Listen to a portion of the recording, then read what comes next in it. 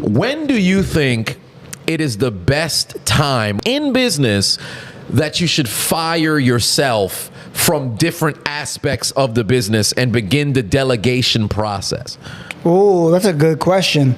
I think when it comes to business, here's the thing, right? People think that business is not working, which is completely untrue.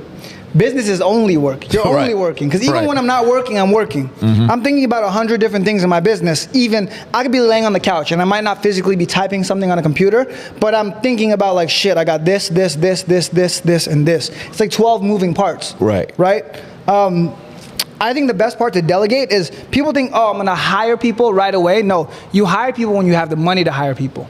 Because all you're doing, the purpose of hiring someone in a business is to, one, buy your time back, but also, two, be able to use your time to do more. Right. Because think about it. If you can build a business by yourself to 20 grand a month, right? Now imagine if you're making 20 grand a month already, and you have all your time back. Now you can get it to 50 grand a month or 100 grand a month. So I always tell people, the best time to hire someone is when you can afford it. Because they always say, oh, you know what?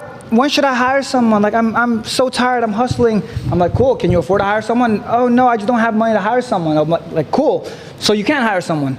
Because people always say, oh, the reason you're successful is because you could hire people to do the work for you. It's like, no, the fuck it's not. It's because I was able to make enough money to then do it. So the best time to hire someone is when you eventually make enough money to, great example, content creator. Let's say you're doing content and you're making 40 grand a month, 50 grand a month, just being a YouTuber, right? But you're editing all the videos yourself. You're doing everything yourself. It's like you have more than enough money to hire an editor or someone to take that load off you, or an assistant.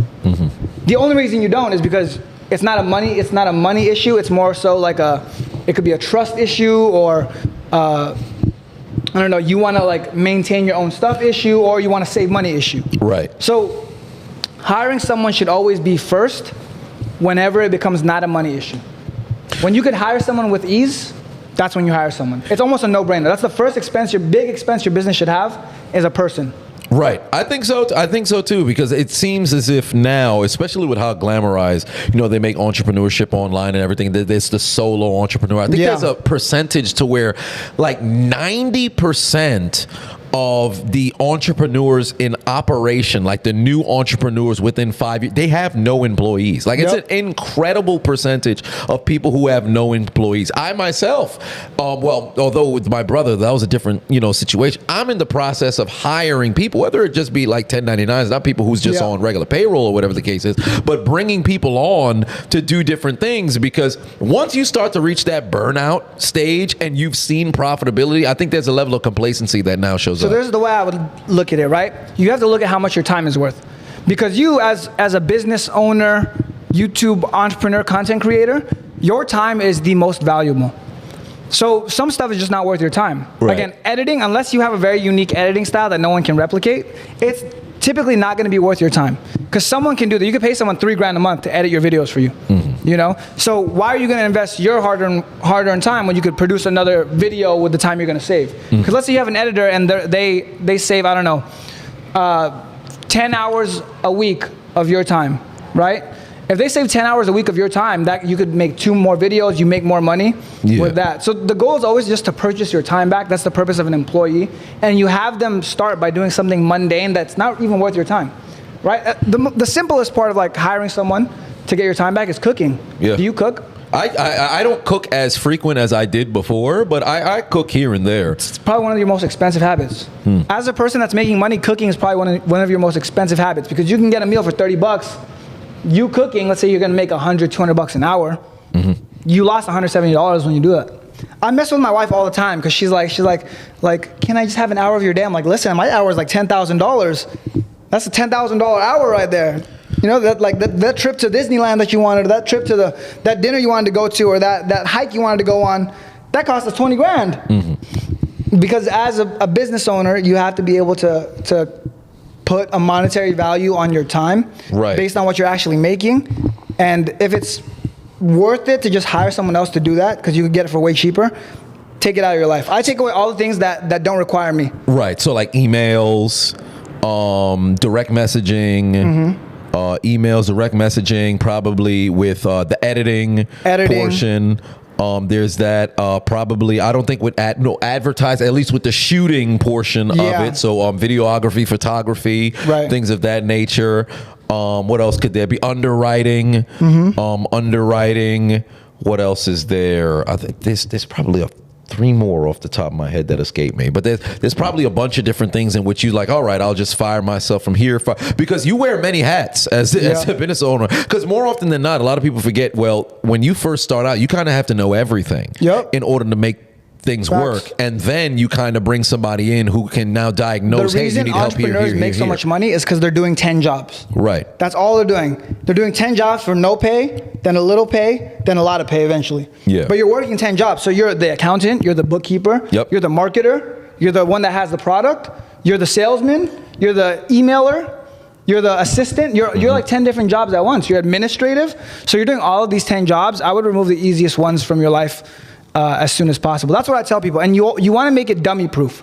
So whenever it comes to like getting a new person, no one will ever replace you. You're irreplaceable as an entrepreneur. But your goal is always to get a person that will be 1/10 of you or 1/3 of you, right? And pay that person. So no one's ever going to be able to replace me. I'm just built different in that sense. But I could find someone that's like, hey, I don't want to send emails to clients. I don't want to talk to clients. I don't want to do phone calls. You take all the phone calls. That's your only job, just to take my phone calls, because then I'll get 10 hours of my life back. Right. So depending on what it is, you can outsource people for that. You can hire people for that, and then eventually buy your time back. Yeah, I like that idea, because you want to be able to put other people in the right position for things that you no longer want to do. Yeah. But then I think what a lot of people struggle with is, what's the price point? Per se, like let's just say it's like, all right, with editing, you know how much time goes into it, and moreover, the finances for somebody to be paid. But if it's like, all right, hey, this person's just, all you are is just picking up the phone or whatever, how would you identify the pay scale for something like that? I just look at it as like how much you're making. So again, let's say I'm an entrepreneur, I'm making like 30 grand a month, right, by myself, or 20 grand a month by myself as a business owner, but I'm spending, I don't know, 15 hours a week talking to clients, or on the phone doing meetings, or cooking, right? Just whatever's occupying my time. You have to put like an hourly number on it. So it's like, okay, if I'm making 20,000 a month, that's like I'm making, that would be what? Yeah, like a little under 1,000 per day. 1,000 per day, yeah. So it's like $800 per day. Yeah. So like $100 an hour, right? 8-hour workday. I'm making $100 an hour. Can I pay someone $20 an hour to give me back, I don't know, 10 hours of my life or something?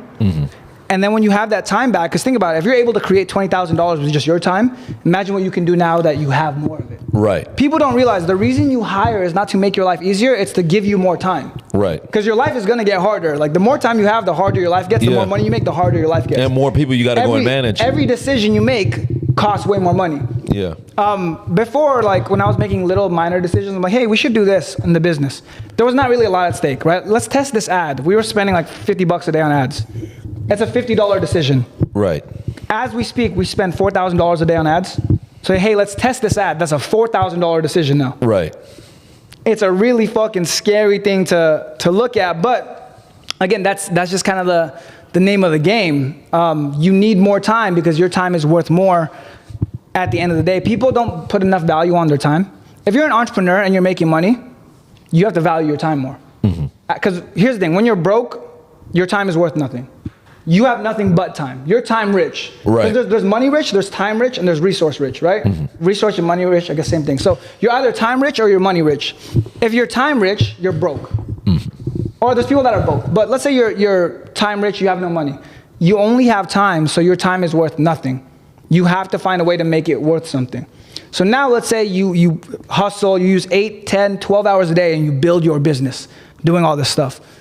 Now, 3 months later, you're making 15 grand a month, 20 grand a month, but you're just working so much. Now you're time poor, but you're money rich, right? You have money, you don't have time now. Right. So now you have to find the balance of that. Okay, how can I put a price on my time and get some of that back and give away some of this money for it?